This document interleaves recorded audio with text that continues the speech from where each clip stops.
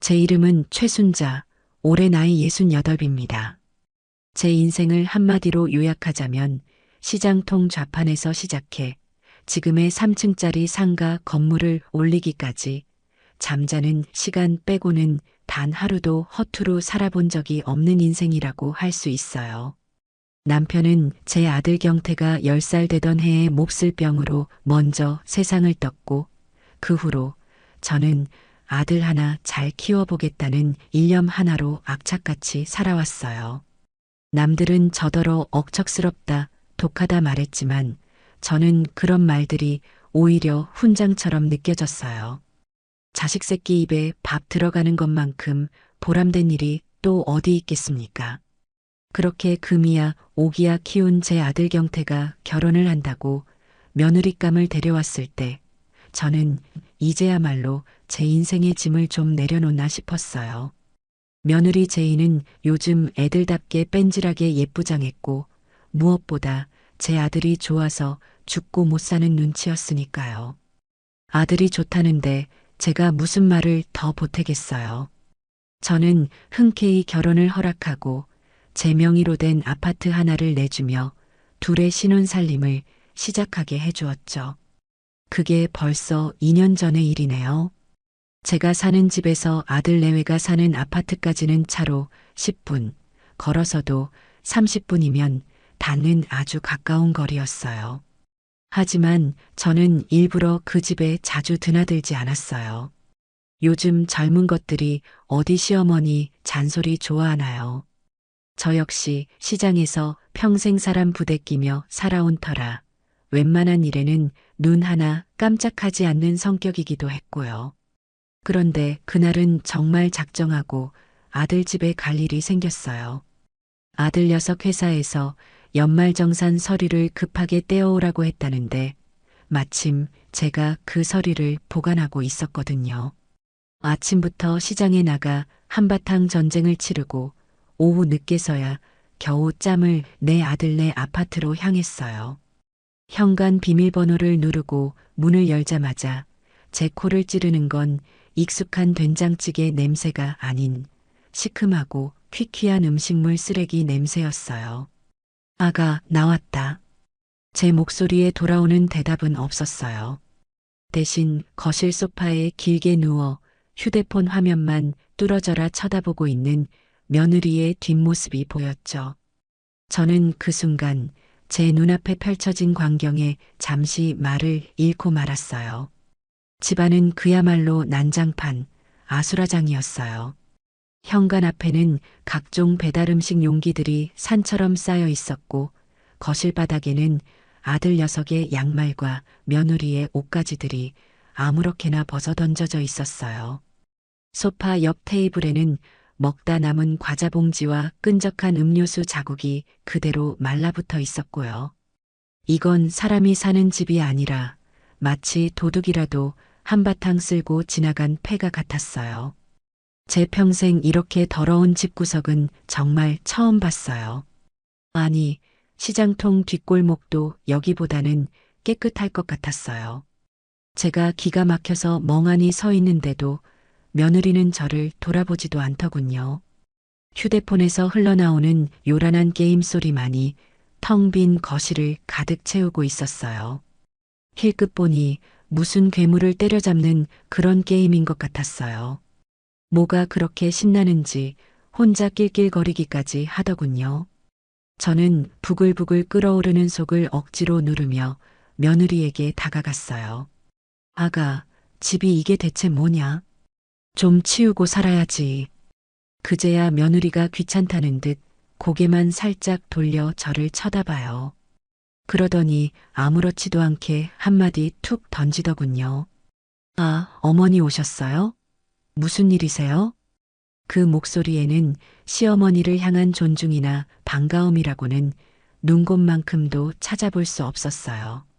마치 귀찮은 불청객을 대하는 듯한 태도였죠. 저는 손에 들고 있던 서류 봉투를 흔들어 보이며 말했어요. 경태 연말정산 서류 갖다 주러 왔다. 그런데 집골이 이게 뭐냐? 너는 종일 집에서 놀면서 청소도 안 하니? 제 말에 며느리는 피식 웃으며 다시 휴대폰으로 시선을 돌립니다. 그리고는 보란 듯이 더 큰 소리로 게임을 하기 시작했어요. 그 모습에 제 인내심이 바닥을 드러내기 시작했어요. 어머니, 요즘은 남편들이 다 알아서 하는 시대예요. 경태 씨도 저 힘든 일하는 거 싫어하고요. 뭐, 남편이 알아서 해? 그럼 너는 대체 이 집에서 하는 게 뭐냐? 소파에 누워서 손가락 까닥거리는 거? 어머, 저도 스트레스 풀어야죠. 그리고 좀 이따 경태 씨 오면 치우라고 하려고 했어요. 원래 이런 건 남자가 더 잘하잖아요. 세상에 어이가 없어서 말이 나오질 않았어요. 제 아들이 이 집 하인입니까? 밖에서 힘들게 돈 벌어오는 것도 모자라 집에 와서 마누라 뒤치다꺼리까지 해야 한다는 말이었어요. 제가 한평생 땀 흘려 마련해준 이 집에서 며느리는 그야말로 여왕처럼 군림하고 있었던 겁니다. 제 아들을 하인으로 부리면서요. 저는 더 이상 참을 수가 없어서 목소리를 높였어요. 너 지금 그게 말이라고 하니? 너가 이 집의 안주인이면 안주인답게 행동해야지. 당장 일어나서 청소하지 못해. 제 고함 소리에 며느리가 인상을 팍 쓰며 자리에서 일어납니다. 그러더니 제 앞으로 성큼성큼 다가와 팔짱을 끼고 저를 위아래로 훑어봐요. 그 건방진 태도에 정말이지 피가 거꾸로 솟는 것 같았어요. 어머니, 여긴 저희 집이에요. 어머니가 그렇게 참견하실 일 아닌 것 같은데요. 그리고 저더러 명령하지 마세요. 기분 나쁘니까. 뭐, 여기가 너희 집이야? 이 집, 내 피 같은 돈으로 내가 해준 집이다. 너같이 놀고 먹는 며느리 여왕 대접하라고 사준 집 아니란 말이다.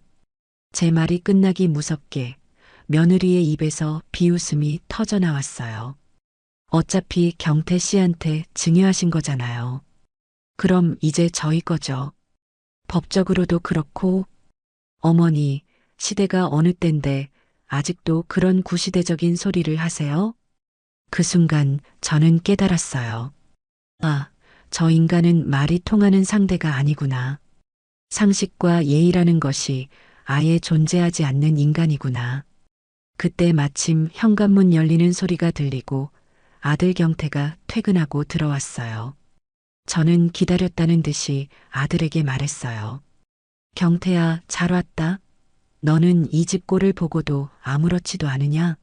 내 마누라는 하루 종일 소파에 누워 게임만 하고 집은 돼지우리로 만들어 놓고 너는 내 마누라가 대체 뭘 하길래 이렇게 떠받들고 사는 거냐?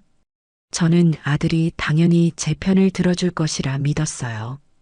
아무리 마누라가 좋아도 이건 누가 봐도 정상이 아니었으니까요. 하지만 제 기대는 산산조각 나고 말았죠. 아들은 저와 며느리를 한번 쓱 훑어보더니 며느리에게 다가가 어깨를 감싸 안으며 말했어요. 우리 제이, 오늘 무슨 일 있었어? 엄마가 또 잔소리했어? 아이고, 우리 자기 스트레스 받았겠네. 그리고는 저를 향해 원망스럽다는 눈빛으로 쏘아붙이더군요. 엄마, 제이한테 왜 그래? 당신이 그냥 좀 치워주면 어디 덧나? 제이 몸 약한 거 알면서. 몸이 약해요? 하루 종일 휴대폰 게임만 들여다보느라 손가락 운동만 해서 약해졌답니까? 저는 제 귀를 의심했어요. 지금 제 아들이 이 모든 상황을 보고도 제 마누라 편을 들고 있는 것이었어요. 심지어 저더러 이 난장판을 치우라는 말까지 하면서요. 저는 며느리가 아니라 제 눈앞에 서 있는 저 한심한 아들 녀석 때문에 온몸에 힘이 쭉 빠지는 것을 느꼈어요. 아, 내가 아들을 잘못 키웠구나. 저 맹꽁이 같은 놈을 내가 내 손으로 만들었구나. 원흉은 며느리가 아니라 바로 내 아들이었던 겁니다. 저는 더 이상 아무 말도 하지 않고 들고 있던 서류 봉투를 테이블 위에 던지듯 내려놓고 그대로 집을 나와버렸어요. 등 뒤로 엄마 어디가? 하고 외치는 아들의 목소리가 들렸지만 돌아보지 않았어요. 그날 저는 결심했어요. 저 둘을 저대로 둬서는 안 되겠다고. 특히 제 아들놈의 썩어 빠진 정신머리는 반드시 뜯어 고쳐야겠다고 말입니다. 그날 이후 저는 며느리가 아니라 아들을 예의주시하기 시작했어요. 며느리야 원래부터 글러먹은 인간이라는 걸 알았지만 문제는 그걸 알면서도 비호하고 떠받드는 제 아들이었으니까요. 제가 왕년에 시장통에서 사람 얼굴만 봐도 그날 장사가 잘 될지 안 될지 알아맞히던 사람입니다. 척 보면 압니다. 제 아들은 지금 단단히 홀려 있거나 아니면 마누라가 무서워서 꼼짝 못하는 등신이 되었거나 둘 중 하나였어요. 어느 쪽이든 비참하기는 마찬가지였죠. 저는 일부러 며느리 생일 핑계를 대고 다시 아들네 집을 찾아갔어요. 이번에는 빈손으로 가지 않고 백화점에서 가장 비싼 과일 바구니를 하나 사들었어요. 며느리가 명품을 좋아하니 이런 선물이라도 줘야 제 얼굴을 보고 앉아 있을 것 같았거든요. 아니나 다를까 제가 초인종을 누르자 문을 열어준 며느리는 제 손에 들린 백화점 포장지를 보고 나서야 입꼬리를 살짝 올리더군요. 어머 어머니, 웬일이세요? 오늘 너 생일 아니냐? 밥이나 같이 먹을까 하고 왔다. 아, 정말요? 경태 씨한테는 얘기 들은 거 없는데.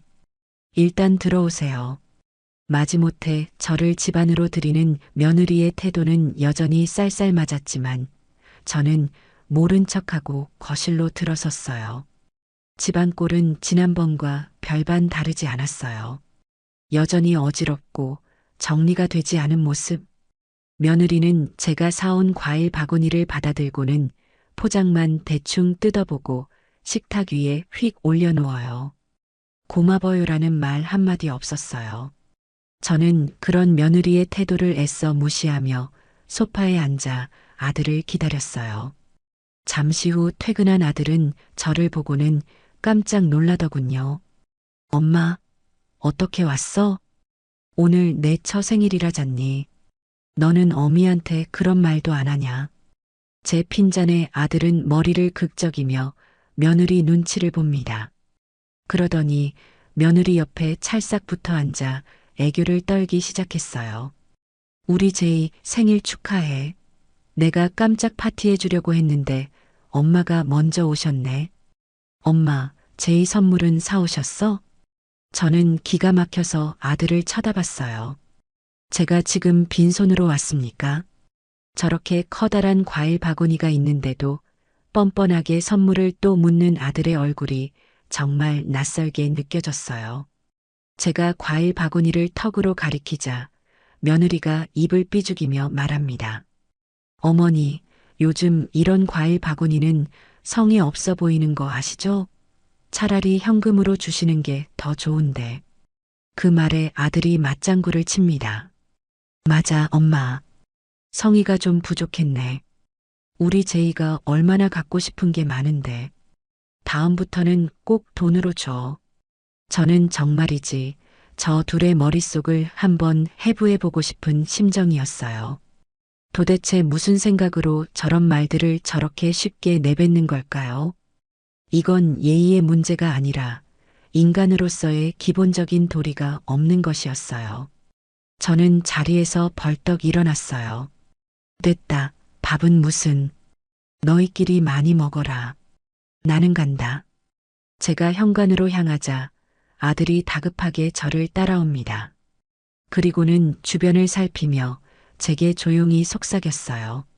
엄마, 미안해. 제이가 아직 어려서 그래. 엄마가 좀 이해해줘. 어려?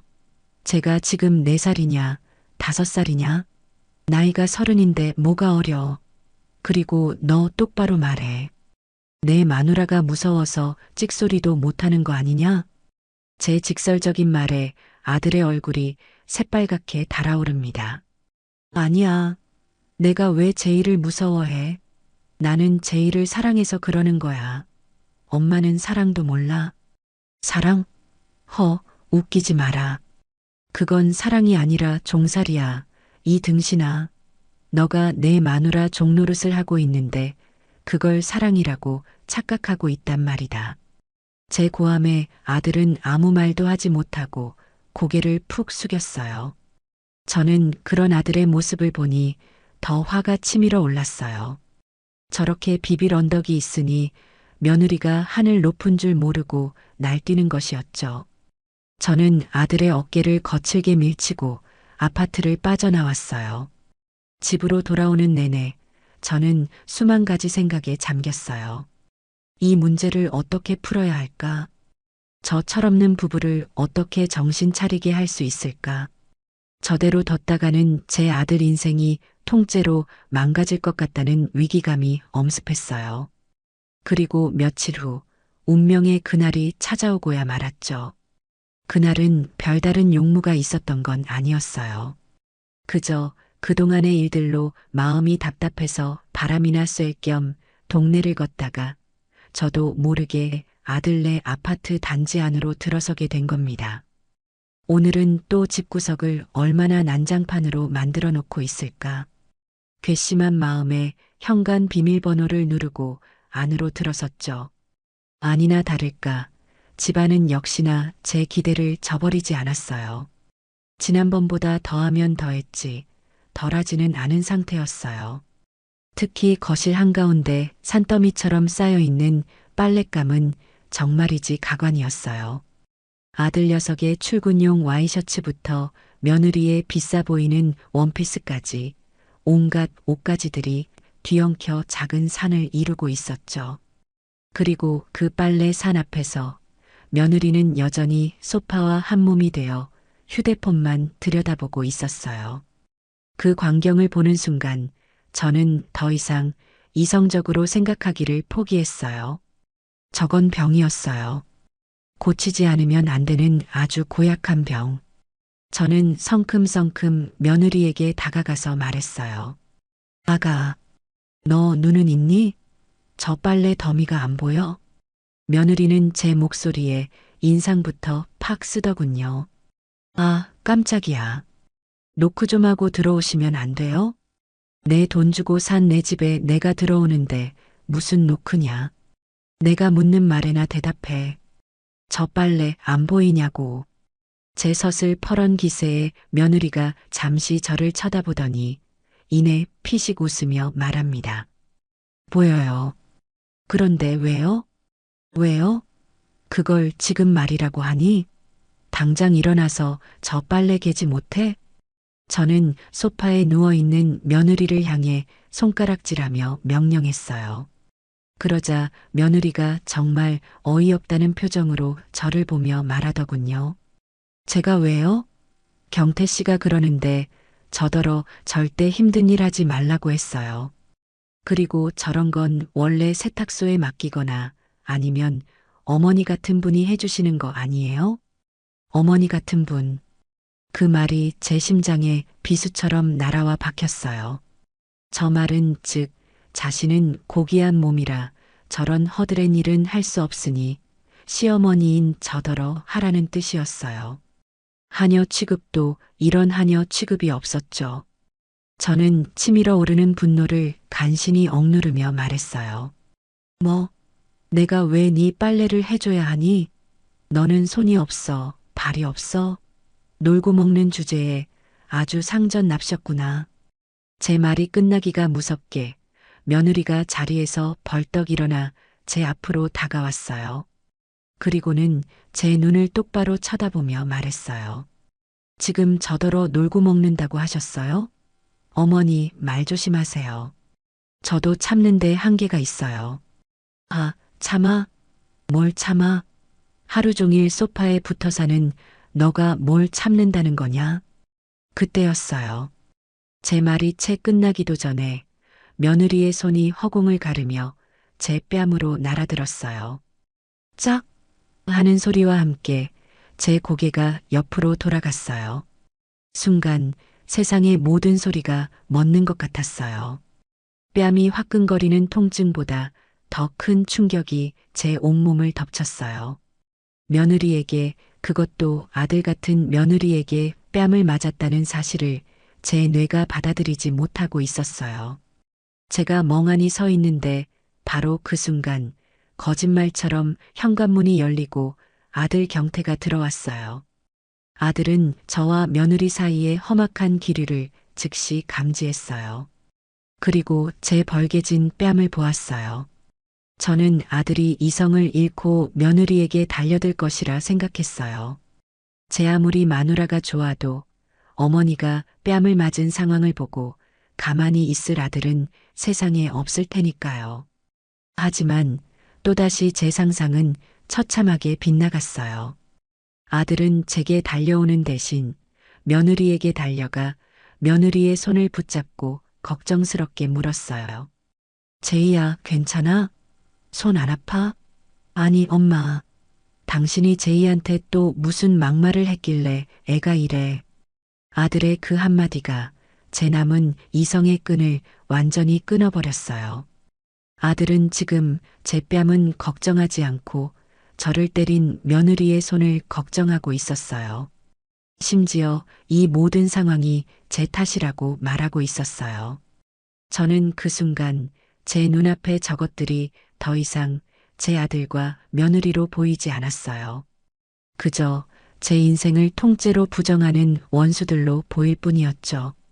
저는 아무 말 없이 천천히 아들 방을 향해 걸어갔어요. 아들과 며느리는 그런 제 모습에 잠시 어리둥절한 표정을 짓더군요. 저는 아들의 방문을 활짝 열고 안으로 들어섰어요. 방 한쪽 벽면을 가득 채운 유리 장식장 안에는 아들이 수년 동안 목숨처럼 모아온 각종 피규어와 한정판 운동화들이 가지런히 진열되어 있었어요. 그리고 그 옆에는 수백만 원을 호가하는 최고급 사양의 컴퓨터가 번쩍이고 있었죠. 아들이 며느리 다음으로, 아니 어쩌면 며느리보다 더 소중하게 여기는 보물들이었어요. 저는 잠시 그것들을 바라보다가 가장 먼저 컴퓨터 본체를 향해 다가갔어요. 그리고 망설임 없이 발로 본체를 힘껏 걷어찼어요. 쾅! 하는 굉음과 함께 본체가 바닥으로 나뒹굴었고 모니터 화면이 검게 변했어요. 그제야 상황 파악이 된 아들이 비명을 지르며 방으로 뛰어들어왔어요. 엄마, 지금 뭐 하는 거야? 미쳤어? 저는 아들의 절규를 무시하고 이번에는 유리 장식장으로 향했어요. 그리고 손에 잡히는 대로 피규어들을 꺼내 바닥으로 내동댕이 치기 시작했어요. 와장창, 쨍그랑 하는 파열음과 함께 아들의 보물들이 산산조각 나 바닥을 뒹굴었어요. 아들은 거의 울부짖으며 제게 달려들어 팔을 붙잡았지만 저는 그 손을 거칠게 뿌리쳤어요. 지난 68년 인생, 시장통에서 잔뼈가 굵으며 다져진 제 악력은 웬만한 남자 못지 않았어요. 이거나 내 놈 정신 차리게 하려면 이 방법밖에 없다. 저는 장식장 안에 있던 한정판 운동화들을 모두 꺼내 발로 짓밟고 가위로 잘라버렸어요. 아들은 차마 더 이상 제게 달려들지는 못하고 바닥에 주저앉아 망연자실한 표정으로 그 광경을 바라보고만 있었어요. 며느리는 이미 겁에 질려 안방으로 도망간 지 오래였죠. 방 하나를 완전히 박살내고 나서야 저는 거친 숨을 몰아쉬며 아들을 내려다보았어요.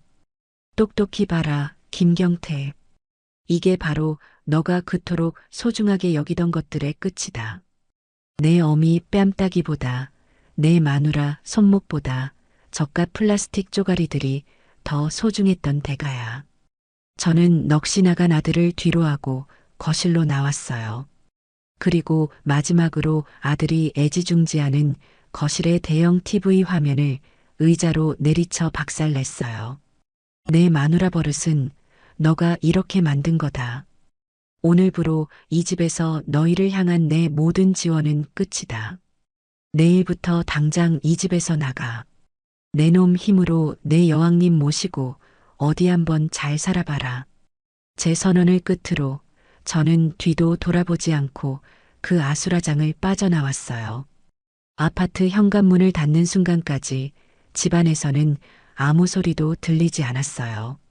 그날 저는 제 아들의 세상뿐만 아니라 제 마음속에 남아있던 마지막 미련까지도 모두 박살내버렸어요.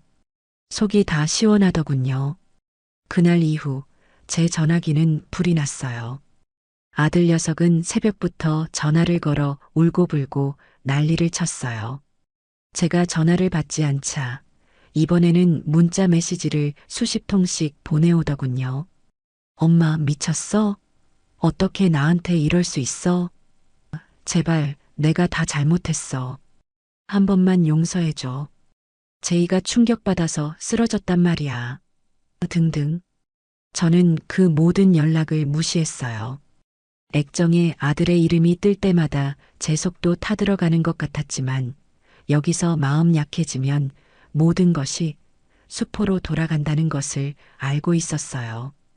독한 약은 입에 쓴 법이고 썩은 살을 도려내려면 아픔을 감수해야 하는 법이니까요. 제 아들놈은 지금 인생에서 가장 쓰고 아픈 약을 먹어야만 했어요. 오전 내내 시장에서 정신없이 일을 하고 있는데 이번에는 모르는 번호로 전화가 걸려왔어요. 받을까 말까 망설이다 무심코 받았는데 수화기 너머로 날카로운 여자의 목소리가 들려왔어요. 바로 사돈어른, 며느리의 엄마였어요. 사부인, 지금 제정신이세요? 아무리 화가 나도 그렇지 어떻게 애들 사는 집에 쳐들어가서 그런 깽판을 칠 수가 있어요. 우리 제이가 얼마나 놀랐는지 지금 병원에 입원까지 했어요. 사돈의 목소리는 분노로 가득 차 있었죠. 저는 그 목소리를 들으며 헛웃음이 나왔어요. 제 딸이 시어머니 뺨을 후려친 건 안 보이고 제 아들이 깽판 맞은 것만 보이나 봅니다. 저는 차갑게 대꾸했어요.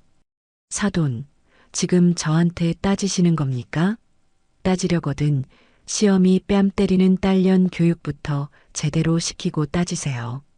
그리고 병원에 입원했다고요? 잘 됐네요. 거기서 버르장머리도 같이 고쳐 나오라고 하세요. 뭐라고요? 사부인 말씀이 너무 심한 거 아니세요?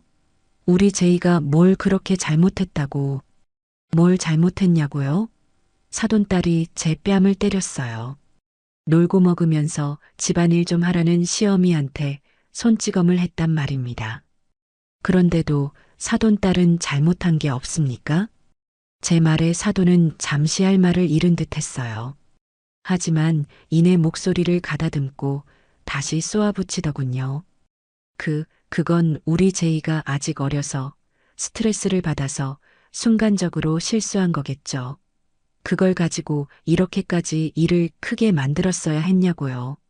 어른이시면 좀 참으실 수도 있는 거 아니에요? 어른이니까 참아라. 제가 세상에서 가장 혐오하는 말이었어요.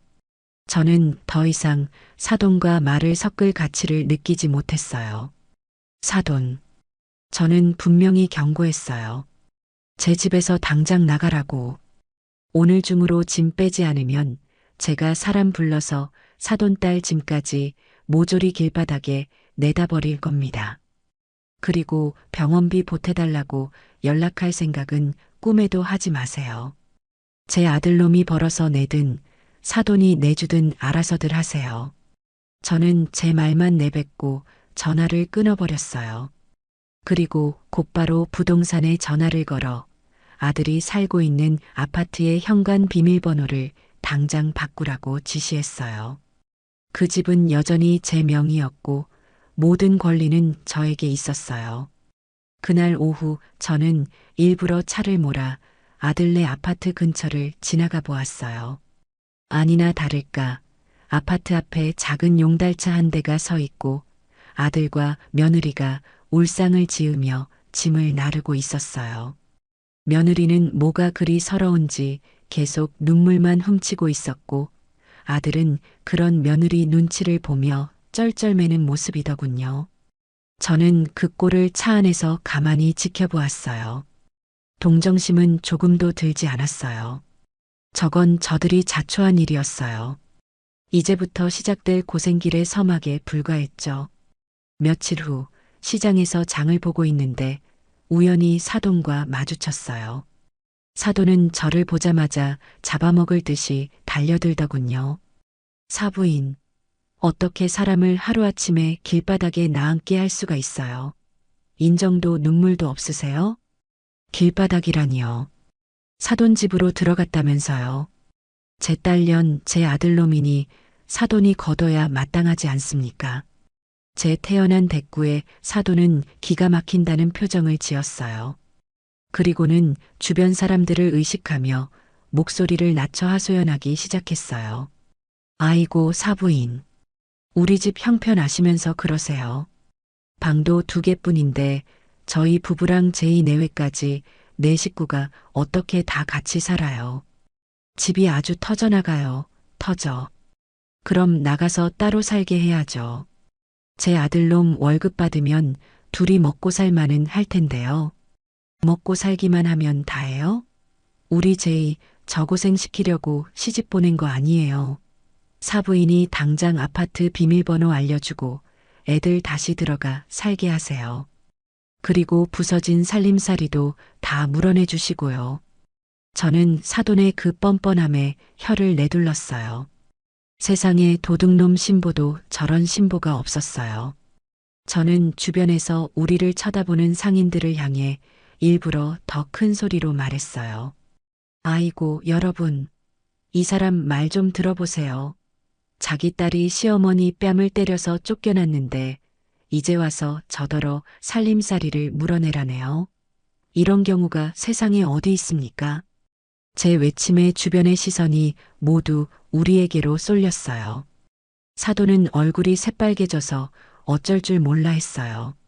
저는 그런 사돈의 팔을 붙잡고 놓아주지 않으며 말을 이었어요. 사돈, 세상에 공짜는 없어요. 사돈 딸이 저지른 죄값, 이제부터 톡톡히 치르게 될 겁니다. 그리고 내 아들놈도 마찬가지예요.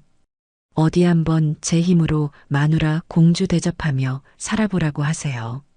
그때 가서도 지금처럼 행복한지 내가 2눈 똑똑히 뜨고 지켜볼 테니까. 저는 그 말을 끝으로 사돈의 팔을 뿌리치고 제 가게로 돌아왔어요. 그날 이후 한동안 아들 내외에게서는 아무런 연락도 오지 않았어요. 폭풍전의 고요함처럼 그렇게 시간이 흘러가고 있었어요. 사돈네 집으로 들어간 아들 내외의 삶은 그야말로 지옥이나 다름없었을 겁니다. 제게 들려오는 소식통에 의하면 하루가 멀다 하고 집안에서 고성이 오고 갔다고 해요. 장인, 장모는 눈앞에서 빈둥거리는 사위와 딸년이 보기 싫어 매일같이 잔소리를 퍼부었고 며느리는 그런 부모님의 구박에 히스테리를 부리기 일쑤였어요. 아들 녀석은 중간에 끼어 이러지도 저러지도 못하는 신세가 되었고요. 천국 같았던 신혼집에서 하루아침에 눈칫밥 먹는 더부살이 신세로 전락했으니 그 꼴이 오죽했겠습니까? 그러던 어느 날 시장에서 알고 지내던 옆가게 사장님이 제게 넌지시 말을 건네더군요. 최 사장, 혹시 아들 무슨 일 있어? 며칠 전에 우리 가게 근처 식당에서 아들 내외가 싸우는 걸 봤는데 아주 꼴이 말이 아니던데. 싸워요? 뭐라고 싸우던가요? 뭐라고 하긴. 돈 문제지. 며느리는 이게 다 너 때문이야. 너가 엄마한테 빌어서라도 돈을 받아왔어야지. 소리 지르고 아들은 그럼 너는 뭐 했는데. 너가 우리 엄마 뺨만 안 쳤어도 이 고생은 안 했어. 하고 맞받아치고 아주 장관이더라고. 그 말을 들으니 한심하면서도 한편으로는 고소하다는 생각이 들었어요. 제 돈으로 편하게 살 때는 서로 못 잡아먹어 안달이더니 이제 돈줄이 끊기니 서로를 잡아먹지 못해 안달이 난 것이었죠. 그것이 바로 저 둘의 관계의 본질이었어요. 사랑이 아니라 조건과 편안함으로 얽혀있던 허상에 불과했던 거예요. 며칠 뒤 더 놀라운 소식이 들려왔어요. 며느리가 아르바이트를 시작했다는 것이었어요. 평생 손에 물 한 방울 안 묻히고 살았다던 그 고귀한 며느님이 동네 고깃집에서 불판 닦는 일을 시작했다는 겁니다. 처음에는 제 귀를 의심했어요. 하지만 곧 사실이라는 것을 알게 되었죠. 우연히 그 고깃집 앞을 지나가게 되었는데 가게 안에서 기름때 묻은 앞치마를 두르고 땀을 뻘뻘 흘리며 불판을 닦고 있는 며느리의 모습을 제 눈으로 직접 보게 된 겁니다. 예쁘게 꾸미고 다니던 모습은 온데간데 없고 머리는 질끈 묶고 화장기 없는 얼굴은 피곤해 절어 있었어요. 저는 그 모습을 차마 마주할 수가 없어 조용히 발걸음을 돌렸어요. 이제야말로 제 발로 땅을 딛고 서는 법을 배우는구나. 씁쓸하면서도 한편으로는 그것이 며느리가 어른이 되기 위해 반드시 거쳐야 할 과정이라는 생각이 들었어요. 하지만 문제는 제 아들이었어요. 며느리는 그래도 어떻게든 현실에 적응하려고 발버둥이라도 치는 것 같은데 아들 녀석은 여전히 정신을 차리지 못하고 있었어요. 고된 육체 노동은 죽어도 하기 싫어했고 어떻게든 쉽고 편하게 큰 돈을 벌 궁리만 하고 다녔죠. 그러다 결국 사달이 나고야 말았어요. 어느 날 저녁 아들 녀석의 고등학교 동창이라는 녀석이 제 가게로 찾아왔어요. 저는 녀석의 얼굴을 보자마자 단번에 알아봤어요. 어릴 때부터 허풍이 심하고 됨됨이가 별로 좋지 않아 제가 경태에게 어울리지 말라고 신신당부했던 바로 그 녀석이었거든요. 어머니, 오랜만에 인사드립니다. 저 경태 친구 철민이에요. 그래, 너가 여긴 무슨 일이냐? 저는 일부러 퉁명스럽게 대꾸했어요. 철민이라는 녀석은 제 태도에도 아랑곳하지 않고 기름진 얼굴에 번들거리는 미소를 지으며 제게 말하더군요. 아이고, 어머니. 경태 때문에 속상하시죠? 제가 요즘 경태랑 자주 만나는데 아주 죽으려고 하더라고요. 그래서 너가 뭘 어쨌는데 제가 우리 경태 돈방석에 앉게 해주려고요. 요즘 제가 아주 기가 막힌 사업 아이템을 하나 물었거든요. 어머니, 혹시 코인이라고 들어보셨어요? 이거 투자만 하면 돈이 막 복사가 되는 거예요. 복사가. 녀석의 말을 듣는 순간 제 머릿속에서 위험 신호가 울렸어요. 저는 시장 바닥에서 산전수전 다 겪은 사람입니다. 저런 사탕 발린 말로 사람 등쳐먹는 사기꾼들을 한두 번 본 게 아니었어요. 저는 철민이라는 녀석을 위아래로 훑어보며 차갑게 말했어요. 너 내 아들한테 그딴 소리 짓거리지 마라. 다시 한번 내 아들 주변에서 얼쩡거리다 내 눈에 띄면 그땐 다리 몽둥이를 부러뜨릴 줄 알아. 제 살벌한 경고에 녀석은 잠시 움찔하더군요. 하지만 이내 다시 능글맞게 웃으며 말했어요. 에이, 어머니. 뭘 그렇게까지. 이미 경태는 시작했어요. 지금 돈맛 좀 보고 신나서 어쩔 줄 모를걸요. 어머니도 늦기 전에 투자하세요. 제가 특별히 좋은 정보 하나 드릴게. 그 말을 끝으로 녀석은 얄밉게 윙크 한번 날리고는 가게를 빠져나갔어요. 저는 그 자리에 서서 한동안 아무 말도 할 수가 없었어요. 온몸에 소름이 돋는 것 같았어요. 이미 시작했다. 그 말이 제 귓가에 계속 맴돌았어요. 제 아들이 결국 저런 사기꾼의 꿰매에 넘어가 위험한 불장난을 시작하고야 만 것이었어요. 저는 직감했어요. 조만간 아주 큰일이 터지고 말 것이라고. 그날 이후 저는 하루하루를 살얼음판 걷는 심정으로 보냈어요. 아들 녀석이 무슨 짓을 하고 다니는지 또 어떤 사고를 칠지 몰라 불안에 떨어야 했죠. 하지만 한편으로는 그래, 어디 한번 당해봐라. 제 발로 지옥 불구덩이에 들어갔으니 그 뜨거운 맛을 제대로 한번 봐야 정신을 차리지 하는 독한 마음을 먹고 애써 외면했어요. 자식이 고통받는 걸 지켜보는 것만큼 부모에게 큰 형벌은 없을 거예요. 저는 매일 밤 그 형벌을 달게 받으며 잠이 들었어요. 그러던 어느 날 시장 일을 마치고 집으로 돌아와 텅 빈 거실에 앉아 있는데 문득 남편 생각이 간절해졌어요. 살아생전 남편은 제게 든든한 버팀목이자 세상에서 가장 자상한 사람이었어요. 그리고 하나뿐인 아들 경태를 세상 누구보다 아끼고 사랑했던 아들 바보였죠. 만약 남편이 살아있었다면 경태가 저 지경이 되도록 내버려 두지는 않았을 텐데. 저 혼자 힘으로는 버겁다는 생각에 갑자기 눈물이 왈칵 쏟아졌어요. 저는 주섬주섬 옷을 챙겨 입고 늦은 밤 남편의 묘가 있는 공원묘지로 향했어요. 차갑게 식은 묘비 앞에 소주 한 병을 따라 올리고 저는 한참 동안 아무 말 없이 남편의 사진만 바라보았어요. 사진 속 남편은 여전히 젊고 건강한 모습으로 저를 보며 웃고 있었어요. 그 웃음을 보니 참고 있던 서름이 한꺼번에 터져 나왔어요. 여보, 나 너무 힘들어. 내가 어떻게 해야 할지 모르겠어. 저는 묘비 앞에 털썩 주저앉아 넋두리를 늘어놓기 시작했어요. 당신 하늘에서 다 보고 있지? 우리 경태, 저 꼴 좀 봐. 저게 우리가 금이야 오기야 키운 아들 맞아? 나는 정말 모르겠어. 내가 뭘 잘못한 건지, 어디서부터 잘못된 건지 당신이라도 좀 알려줘. 응? 한참을 울며 하소연하다 보니 문득 아들의 어린 시절이 떠올랐어요. 남편이 세상을 떠나고 저는 어린 경태를 홀로 키워야 했어요. 아빠 없는 자식이라고 손가락질밖에 하고 싶지 않아서 남들보다 2배, 3배로 아들에게 모든 것을 쏟아부었어요. 경태가 먹고 싶다는 건 뭐든 사 먹였고 갖고 싶다는 건 어떻게든 구해서 안겨주었죠.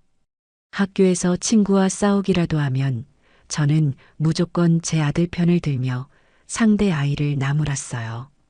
행여나 우리 경태가 기죽을까봐 세상의 모든 어려움으로부터 제가 방패막이가 되어주려 했던 겁니다. 내가 잘못했어, 여보. 내가 우리 아들을 망친 거야. 그제야 깨달았어요. 제 과한 사랑이 아들을 의존적이고 책임감 없는 아이로 만들었다는 것을. 스스로의 힘으로 어려움을 헤쳐나가는 법을 가르치는 대신 모든 것을 제가 해결해 줌으로써 아들의 성장을 가로막았다는 것을요. 며느리 탓, 세상 탓만 했지. 정작 가장 큰 문제가 저에게 있었다는 사실을 이제야 알게 된 겁니다.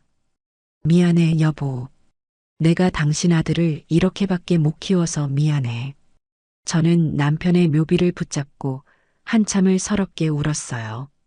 제 잘못을 깨달은 것에 대한 후회의 눈물이자 아들에 대한 미안함과 안타까움이 뒤섞인 눈물이었어요. 하지만 울고만 있을 수는 없었어요. 제가 저지른 잘못이라면 이제부터라도 제가 바로잡아야 했어요. 여기서 아들을 도와주는 것은 또다시 아들을 망치는 길이라는 것을 저는 이제 알고 있었어요. 저는 눈물을 닦고 자리에서 일어났어요. 그리고 묘비를 향해 다짐하듯 말했어요. 여보, 지켜봐줘. 내가 이번에는 정말 제대로 해볼게. 우리 경태, 내가 반드시 내 힘으로 다시 일으켜 세울 거야. 비록 그 과정이 아무리 고통스럽더라도 나는 이제 도망치지 않을 거야. 이게 내가 엄마로서 할 수 있는 마지막 사랑인 것 같아. 저는 그날 제 마음속의 나약함과 미련을 모두 남편의 묘 앞에 묻어두고 돌아왔어요. 그리고 다시 한번 마음을 독하게 다잡았어요. 진짜 전쟁은 이제부터 시작이었으니까요. 제가 독하게 마음을 먹은 지 얼마 지나지 않아 아니나 다를까 아들 녀석에게서 전화가 걸려왔어요. 그런데 목소리가 예전과는 사뭇 달랐어요. 울고불고 매달리던 예전과 달리 어딘지 모르게 의기양양하고 거만한 목소리였죠. 엄마, 잘 지내? 나는 엄마 덕분에 아주 잘 지내고 있어. 무슨 소리냐? 내가 말이야, 엄마. 요즘 돈을 좀 벌거든. 엄마가 시장 바닥에서 평생 번 돈, 나는 몇 달 만에 다 벌 수 있을 것 같아. 그러니까 이제 나한테 이래라 저래라 하지 마. 나도 이제 어른이거든. 아들의 그 가짜는 허세에 저는 기가 막혀 말이 나오지 않았어요. 철민이라는 그 사기꾼 녀석에게 단단히 홀려서 지금 자기가 뭘 하고 있는지도 모르는 것 같았어요. 너 지금 그게 무슨 돈인 줄은 알고 쓰는 거냐? 당장 그만두지 못해. 아, 또 그 잔소리. 엄마는 뭘 몰라서 그래. 이건 새로운 시대의 새로운 재테크라고. 엄마처럼 무식하게 땀 흘려서 돈 버는 시대는 끝났단 말이야. 아, 그리고 제이한테도 잘해줘. 내가 이제 돈 많이 버니까 우리 제이 다시는 그런 험한 일 안 시킬 거야. 아들은 제 말은 귓등으로도 듣지 않고 자기 할 말만 짓거리고는 전화를 끊어버렸어요. 저는 끊어진 전화기를 붙들고 허탈한 웃음을 지었어요. 새로운 시대의 재테크, 저 어리석은 녀석이 지금 사기꾼의 감언이설에 놀아나고 있다는 사실을 까맣게 모르고 있었던 겁니다. 저는 더 이상 아들을 설득하는 것이 무의미하다는 것을 깨달았어요. 스스로 지옥불에 뛰어들었으니 그 불이 얼마나 뜨거운지 직접 겪어봐야만 정신을 차릴 테니까요. 그 후로 아들 녀석은 보란 듯이 돈을 쓰고 다니기 시작했어요.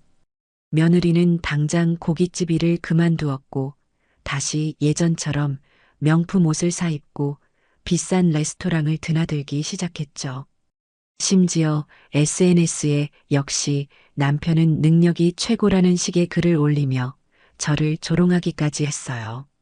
저는 그 모든 것을 묵묵히 지켜보았어요.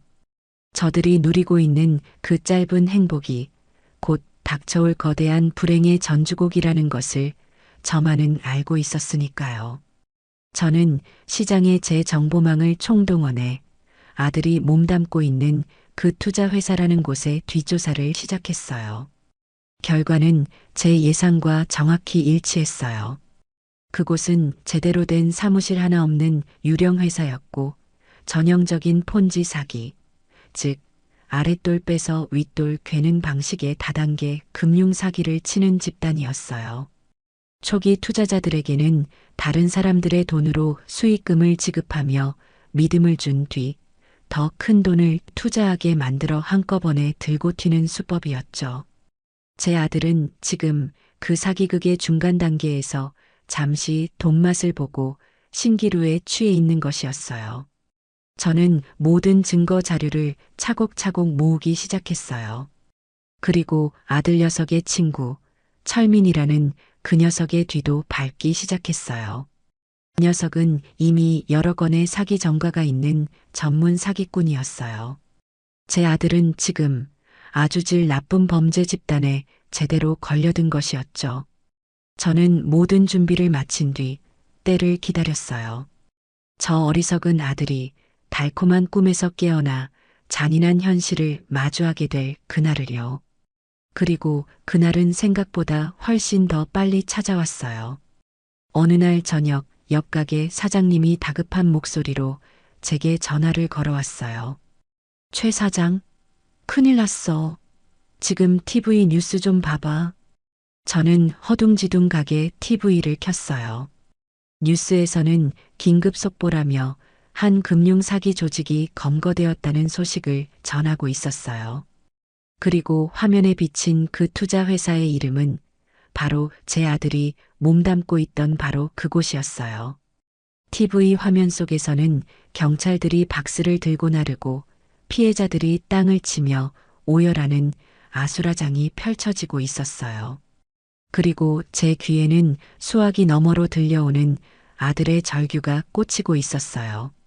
저는 그 두 개의 소리를 들으며 차갑게 식어가는 제 심장을 느꼈어요. 올 것이 왔구나. 이제야말로 진짜 지옥의 문이 열렸구나. 뉴스는 사기 조직의 총책과 핵심 인물 몇몇이 검거되었다고 전했지만 저는 알고 있었어요. 저런 종류의 사기극은 언제나 꼬리만 잡힐 뿐 진짜 몸통은 교묘하게 빠져나간다는 것을요. 그리고 제 아들 같은 어리석은 중간책들이 모든 빚과 책임을 뒤집어 쓴다는 것도요. 엄마 나 어떡해. 나 이제 어떻게 해야 돼. 아들은 어린애처럼 울기만 했어요. 목소리는 공포와 절망으로 완전히 갈라져 있었죠. 저는 어떤 위로의 말도 건네지 않았어요. 지금 아들에게 필요한 것은 값싼 동정이 아니라 뼈저린 현실 인식이었으니까요. 내 놈이 싼똥이다. 내 놈이 직접 치워라. 엄마, 제발 나 내 돈만 날린 게 아니야. 다른 사람들 돈까지 끌어들였단 말이야. 그 사람들이 나보고 돈 내놓으라고 나 죽는다고, 엄마. 죽어? 그럼 죽어라.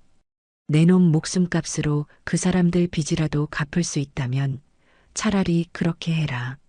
내 놈이 저지른 짓에 비하면 그 정도 책임은 져야지. 제 냉정한 말에 아들은 거의 실신할 듯이 흐느꼈어요. 저는 그대로 전화를 끊어버렸어요. 그리고 자리에 앉아 눈을 감았어요. 제 마음이 편해서 그랬던 게 아니에요.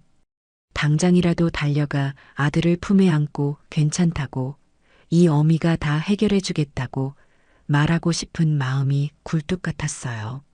하지만 저는 참았어요. 이 고통의 시간을 온전히 겪어내지 못하면 제 아들은 평생 저 모양 저 꼴로 살아가게 될 것이 뻔했으니까요. 그날 밤부터 아들 내외의 진짜 지옥이 시작되었어요. 아들에게 돈을 투자했던 사람들이 가만히 있을 리가 없었죠. 그들 역시 사기 사건의 피해자였지만 당장 눈에 보이는 것은 자신들을 끌어들인 제 아들이었을 겁니다. 아들 내외가 살던 허름한 단칸방은 순식간에 아비규환으로 변했어요. 밤낮으로 사람들이 찾아와 문을 두드리고 욕설을 퍼붓고 돈 내놓으라고 소리를 질렀어요. 어떤 사람들은 현관문에 붉은 페인트로 사기꾼, 돈 갚아라 같은 험한 글씨를 써놓기까지 했어요. 며느리는 겁에 질려 제게 전화를 걸어 울부짖었어요. 어머니, 무서워요. 사람들이 문을 부술 것 같아요. 제발, 제발 저희 좀 살려주세요. 내 남편이 저지른 짓이다. 너가 선택한 남편이니 너가 감당해야지. 저는 매몰차게 전화를 끊었어요. 하지만 수화기를 내려놓은 제 손은 사시나무처럼 떨리고 있었어요. 이러다 정말 무슨 일이 나는 건 아닐까 덜컥 겁이 났어요. 하지만 저는 이 악물고 버텼어요. 지금은 때가 아니라고, 아직은 아니라고 되뇌면서요. 아들 녀석은 공포에 질려 방 밖으로 한 발짝도 나가지 못하는 폐인이 되어버렸어요. 밥도 먹지 않고 잠도 자지 못하고 그저 이불을 뒤집어 쓴 채 벌벌 떨기만 한다는 소식이 들려왔어요. 며느리는 그런 남편을 보며 절망에 빠졌고요. 여왕처럼 군림하던 며느리와 그런 아내를 떠받들던 철부지 남편. 그들이 쌓아 올린 모래성은 그렇게 허무하게 무너져 내리고 있었어요. 그리고 며칠 후 마침내 제가 기다리던 순간이 찾아왔어요. 그날은 유난히 비가 많이 오는 날이었어요. 저는 시장 가게 한쪽에 앉아 쏟아지는 비를 멍하니 바라보고 있었어요. 제 마음도 저 잿빛 하늘과 같았죠. 그때였어요.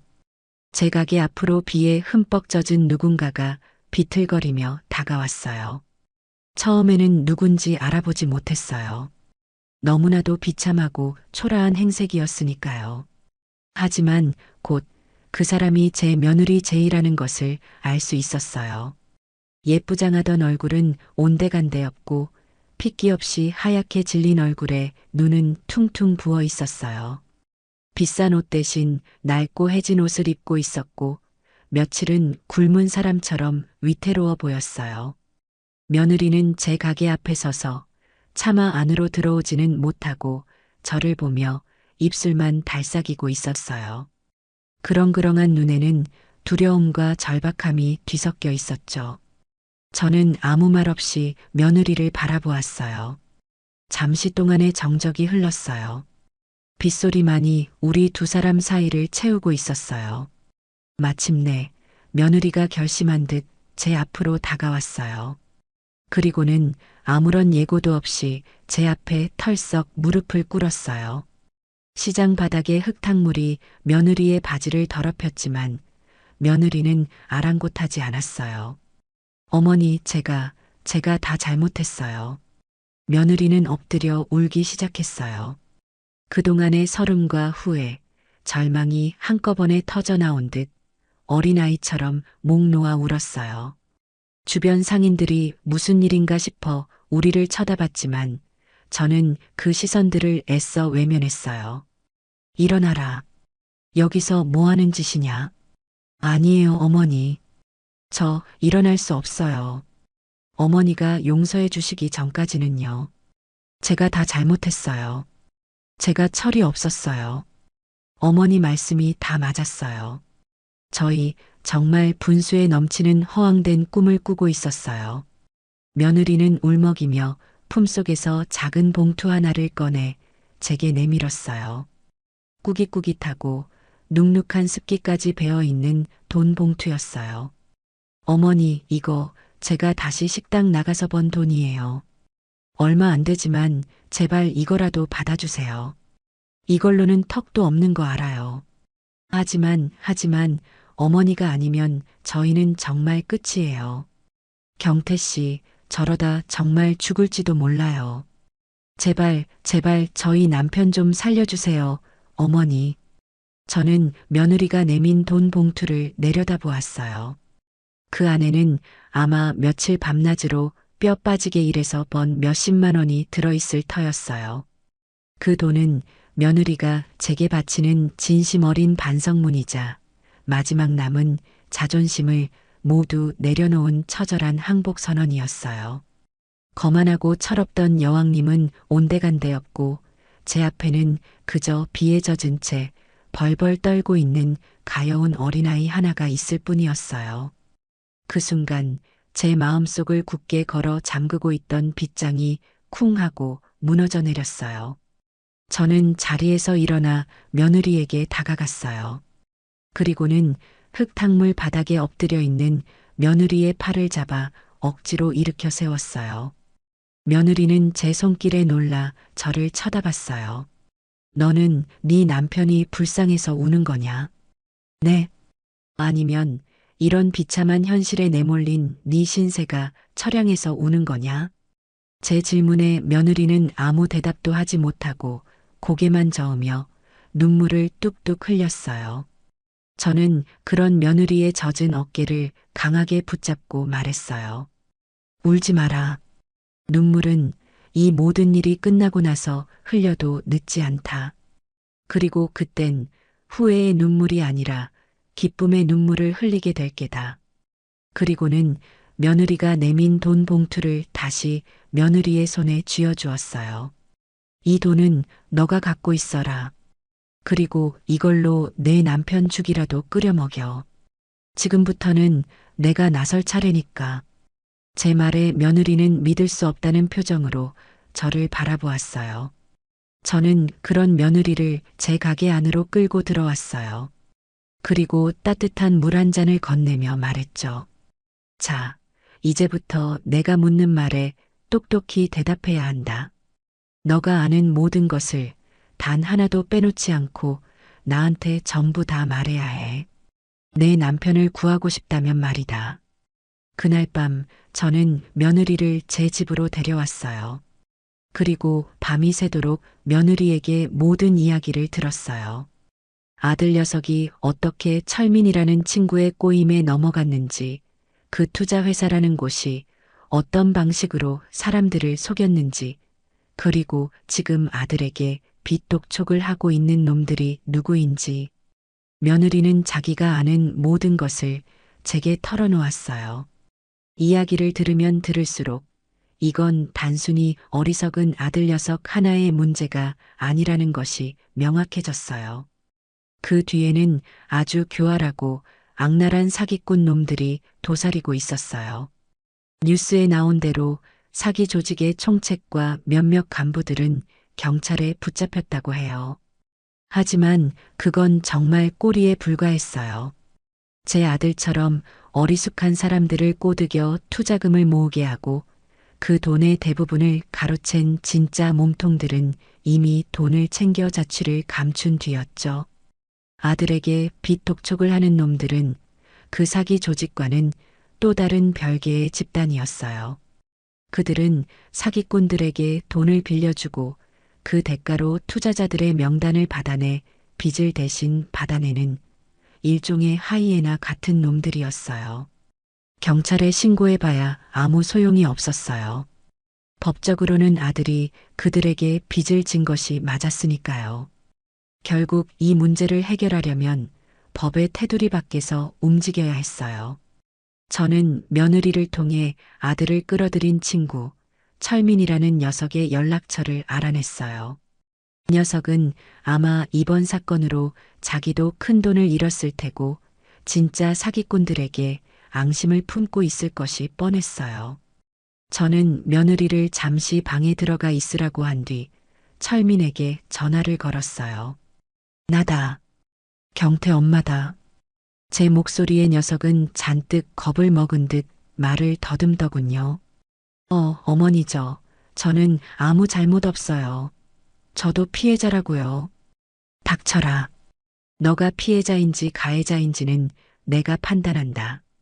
너 살고 싶으냐? 네, 네. 살고 싶어요, 어머니. 그럼 내가 시키는 대로 해. 너한테 사기친 그놈, 우두머리 놈 아직 연락되나? 가끔씩요. 아직 뒤처리할 게 남았다고 하면서. 잘 됐다. 그놈 지금 돈 세탁할 곳을 찾고 있을 거다. 내가 돈 많은 전주 하나를 소개해 주겠다고 그놈을 꼬드겨. 판도는 클수록 좋다.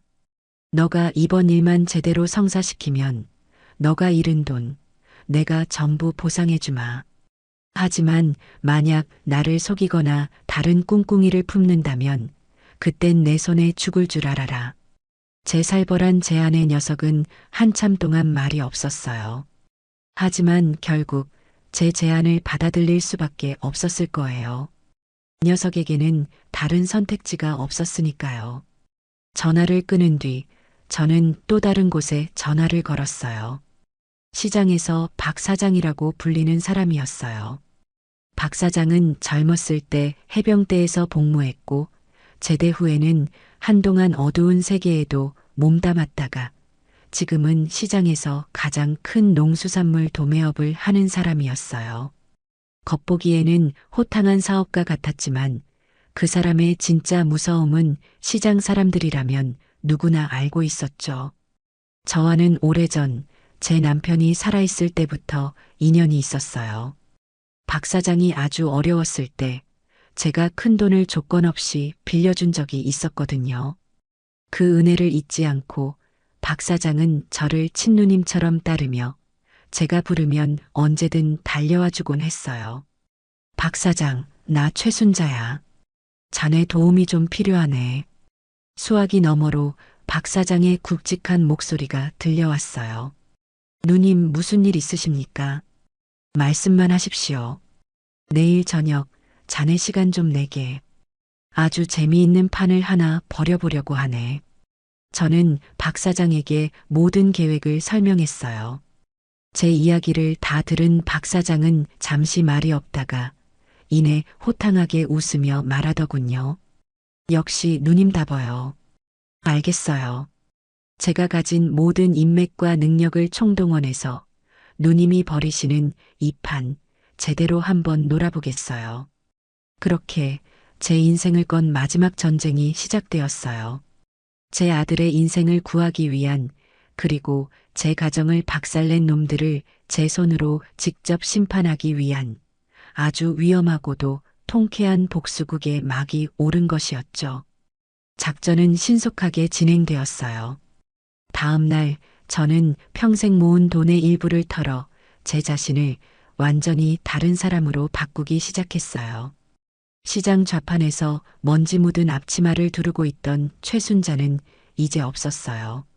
대신 우아한 명품 정장을 차려입고 값비싼 보석으로 치장한 돈 냄새 물씬 풍기는 최 여사가 탄생했죠. 박 사장은 어디서 구해왔는지 번쩍이는 최고급 외제차와 덩치 좋은 남자 2명을 제게 붙여주었어요. 그들은 제 운전기사이자 보디가드 역할을 하게 될 것이었어요. 저는 거울 앞에 서서 제 모습을 비춰보았어요. 어색했지만 제 눈빛만은 예전과 같았어요. 아니, 오히려 더 차갑고 날카롭게 빛나고 있었죠. 작전의 첫 단계는 미끼를 던지는 것이었어요.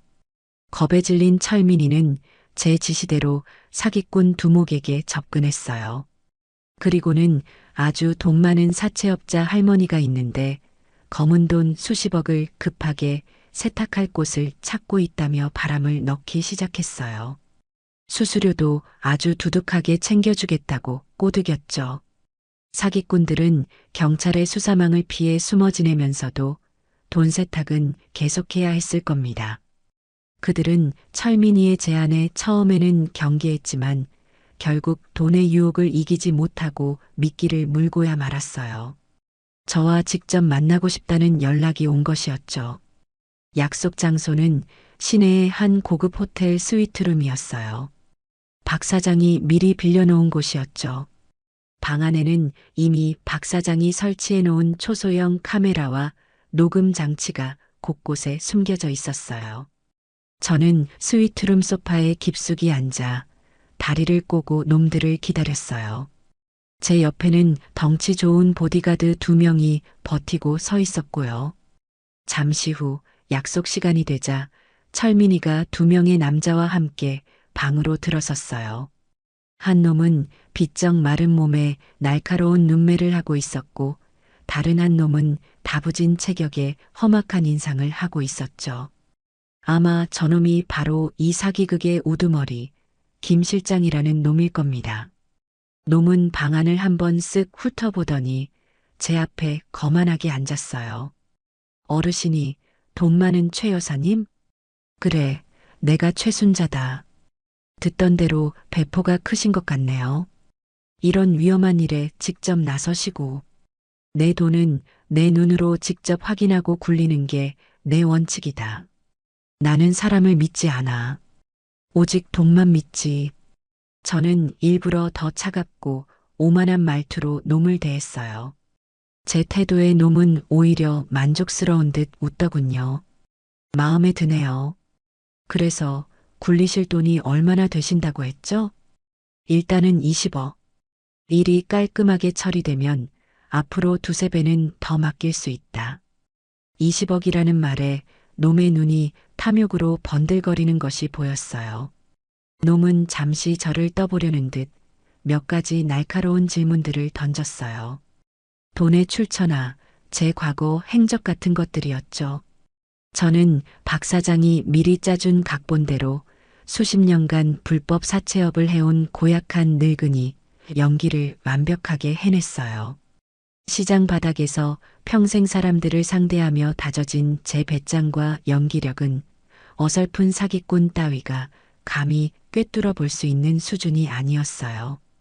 한참 동안의 탐색전 끝에 놈은 저를 완전히 믿는 눈치였어요.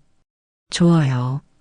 그럼 구체적인 수수료와 작업 방식은 저희가 서류로 정리해서 다시 연락드리겠어요. 저희는 일처 하나는 확실하니까 믿고 맡기셔도 좋아요. 나는 서류 같은 건 믿지 않는다. 다음번에 만날 때는 너희들 신분 확실하게 증명할 수 있는 것들, 그리고 너희들 사업 방식 제대로 보여줄 수 있는 자료들 전부 다 들고 와. 내 돈 수십억이 오가는 일인데 그 정도는 확인해야 하지 않겠나? 제 요구에 놈은 잠시 망설이는 듯 했지만 결국 고개를 끄덕였어요. 제 뒤에 버티고 선 보디가드들과 제 태연한 태도에 완전히 기가 눌린 것 같았어요. 알겠어요. 그렇게 준비해서 다시 찾아뵙죠. 놈들은 그렇게 첫 만남을 마치고 스위트룸을 빠져나갔어요. 놈들이 사라지자마자 옆방에 숨어있던 박 사장이 모습을 드러냈어요. 누님 연기 대단하십니다. 제가 다 속아 넘어갈 뻔했어요. 저놈들 완전히 미끼를 물었어.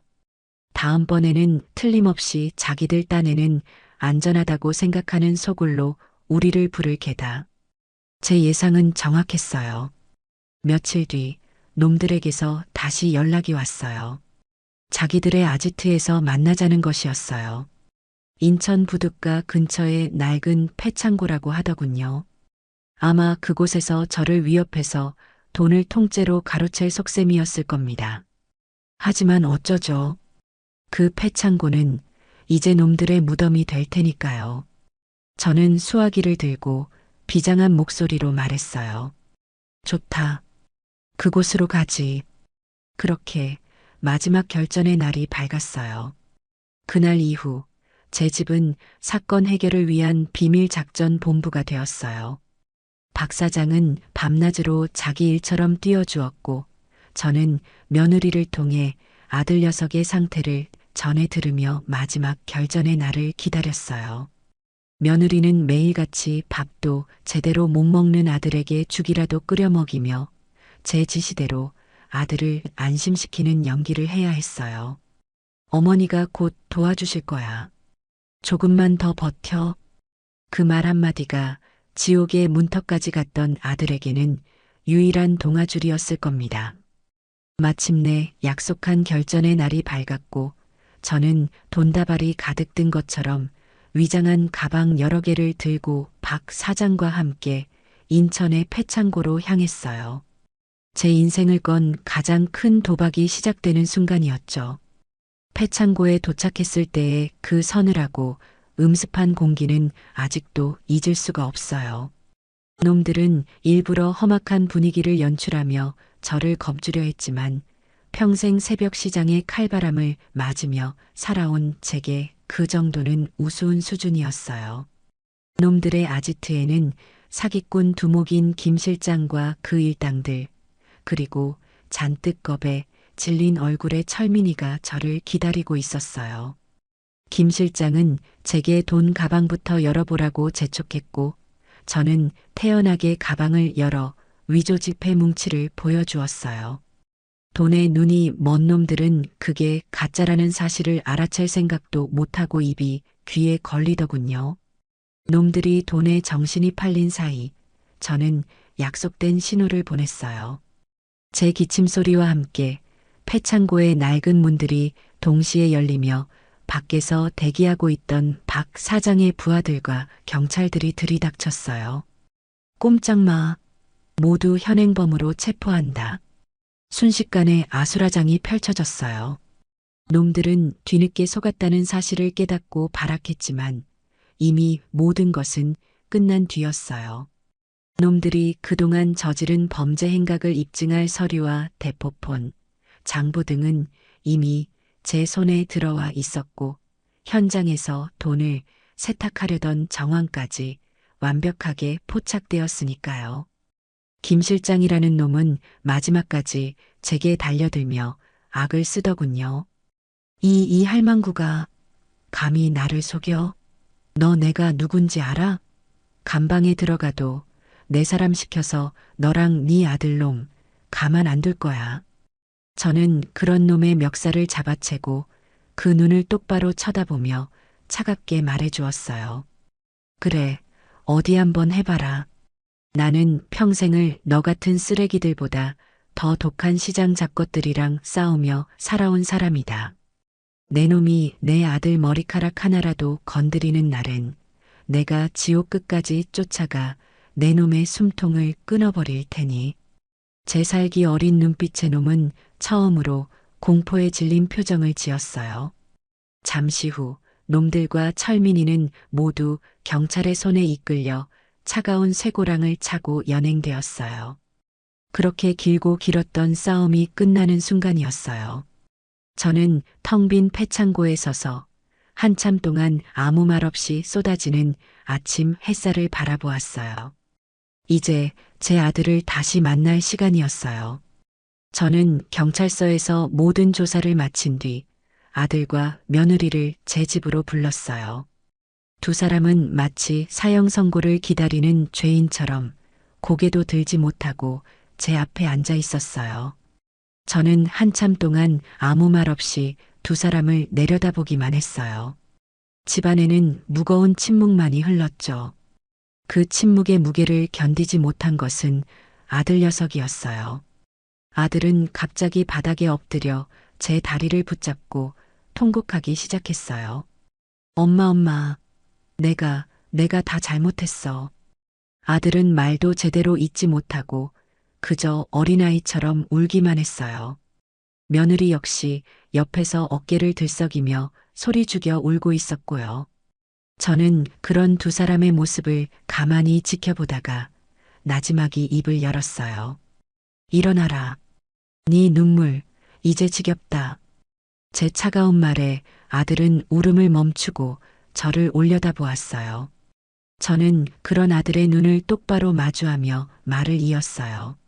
너 내가 왜 화가 났는지 아느냐? 너가 사기를 당해서가 아니다. 너가 빚더미에 올라앉아서도 아니야. 나는 내 아들이 자기 힘으로 일어서려는 노력은 단 한 번도 하지 않고 오직 남의 등이나 처먹으려는 사기꾼의 말에 노란한 그 한심한 정신머리에 화가 난 거다. 저는 자리에서 일어나 그동안 제가 모아두었던 모든 증거 자료들을 테이블 위에 펼쳐 놓았어요. 똑똑히 봐라. 이게 너희가 얼마나 어리석었는지에 대한 증거다. 너희는 너희를 파멸시키려던 놈들을 믿었고 정작 너희를 구하려던 내 말은 무시했지. 너희가 그토록 원하던 돈, 그 돈 때문에 너희는 사람을 보는 눈까지 멀어버렸던 게다. 아들과 며느리는 테이블 위에 펼쳐진 자료들을 보며 아무 말도 하지 못했어요. 그저 고개를 푹 숙이고 있을 뿐이었죠. 저는 마지막으로 제가 이번 일을 해결하기 위해 쓴 돈의 액수가 적힌 영수증을 그 위에 올려놓았어요. 그 돈은 제가 평생 쌈짓돈처럼 모아두었던 비상금이었어요. 나는 이 돈으로 너희 빚을 갚아주지 않았다. 너희를 망친 놈들을 내 손으로 잡아넣기 위해 썼지. 너희가 진 빚은 이제부터 너희 힘으로 갚아나가야 할 게다. 내가 해줄 수 있는 건 여기까지다. 제 말에 아들의 얼굴이 하얗게 질렸어요. 아마 마지막 남은 희망마저 사라졌다고 생각했을 겁니다. 엄마, 그럼 저희는 이제 어떡해요? 저희 정말 길거리에 나앉아야 해요? 길거리에 나앉든 굶어 죽든 그건 너희가 하기 나름이겠지. 저는 일부러 더 매몰차게 말했어요. 그리고는 잠시 창밖을 바라보다가 마지막 제안을 건넸어요. 방법이 아주 없는 것은 아니다. 제 말에 두 사람의 눈이 번쩍 뜨였어요. 저는 제 시장 가게 옆에 비어있는 작은 점포를 가리키며 말했어요. 내일부터 너희 두 사람이 저기서 장사를 시작해라. 네, 장사요? 그래, 장사다. 내가 너희에게 저 가게를 무상으로 빌려주마. 하지만 조건이 있다. 첫째, 내일부터 매일 새벽 4시에 일어나 나와 함께 시장에 나가야 한다. 둘째, 내가 시키는 일은 토달지 않고 무조건 배워야 한다. 셋째, 가게에서 버는 돈은 너희 빚을 모두 갚을 때까지 단 한 푼도 너희 마음대로 쓸 수 없다. 내가 주는 최저 생활비만 받고 살아야 해. 이 조건들을 받아들이겠느냐? 제 제안은 어쩌면 돈을 갚아주는 것보다 더 가혹한 조건이었을 겁니다. 평생 편하게만 살아온 저들에게 매일 새벽 시장의 고된 노동을 감당하라는 것은 사형 선고나 다름없었을 테니까요. 아들은 절망적인 표정으로 저를 바라보았고 며느리 역시 핏기 없는 얼굴로 입술만 깨물고 있었어요. 저는 두 사람에게 선택의 시간을 주었어요. 이 제안을 받아들이고 고된 길을 걸을 것인지 아니면 모든 것을 포기하고 도망칠 것인지. 한참 동안의 침묵 끝에 먼저 입을 연 것은 의외로 며느리였어요. 할게요, 어머니. 아니, 하겠어요. 뭐든지 시켜만 주세요. 저희 이제 도망치지 않을래요. 며느리의 그 한마디에 아들도 결심한 듯 고개를 끄덕였어요. 저는 두 사람의 그 모습을 보며 아주 오랜만에 희미한 희망을 보았어요. 어쩌면, 정말 어쩌면, 이제부터라도 모든 것을 바로잡을 수 있을지도 모른다는 그런 희망 말입니다. 그렇게 제 아들과 며느리의 길고 긴 갱생 프로젝트가 시작되었어요. 다음 날 새벽 4시, 저는 어김없이 잠에서 깨어났어요. 하지만 그날은 평소와 달리 곧바로 시장으로 향하지 않고 아들 내외가 머무는 제 집의 작은 방으로 향했어요. 방문을 열자 두 사람은 아직 깊은 잠에 빠져 있었어요. 저는 불을 켜고 일부러 큰 소리로 말했어요. 일어나라. 해 떴다. 제 목소리에 두 사람은 화들짝 놀라며 잠에서 깼어요. 아직 어둠이 채 가시지 않은 창밖을 보며 멍한 표정으로 저를 쳐다보더군요. 지금 몇 시예요, 어머니? 4시다. 10분 줄 테니 준비하고 나와라. 시장 사람들은 1분 늦는 것도 용납 안 한다. 제 말에 두 사람은 허둥지둥 옷을 챙겨 입기 시작했어요. 그 모습을 보니 헛웃음이 나왔지만 저는 애써 표정을 감추고 밖으로 나와 두 사람을 기다렸어요.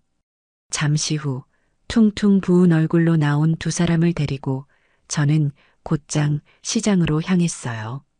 새벽 시장의 공기는 차갑고 비릿한 생선 냄새와 싱싱한 채소 냄새가 뒤섞여 있었어요.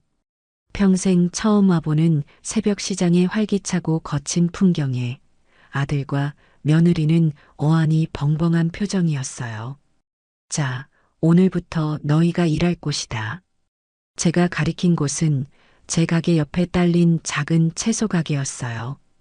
오랫동안 비어 있어 먼지가 뽀얗게 쌓여 있는 곳이었죠. 오늘 너희가 할 일은 여기를 장사할 수 있는 곳으로 만드는 거다. 바닥부터 천장까지 먼지 하나 없이 깨끗하게 쓸고 닦아라. 내가 점심때 와서 검사할 테니 그때까지 끝내도록. 저는 그 말만 남기고 제 가게 일을 보기 위해 자리를 떴어요. 두 사람은 망연자실한 표정으로 텅 빈 가게를 바라보고 있었죠. 제가 일부러 가장 힘들고 굳은 일부터 시킨 것이었어요. 저들의 마음속에 남아있을지 모르는 마지막 자존심과 허영심까지 저 먼지와 함께 모두 쓸어내 버리라는 뜻이었어요. 점심시간이 되어 다시 그 가게에 가보았을 때 저는 조금 놀랐어요. 두 사람이 땀으로 흠뻑 젖은 채 정말 열심히 가게를 청소하고 있었기 때문이었어요. 며느리는 무릎까지 꿇고 바닥에 묵은 때를 닦아내고 있었고 아들은 천장의 거미줄을 떼어내느라 여념이 없었어요.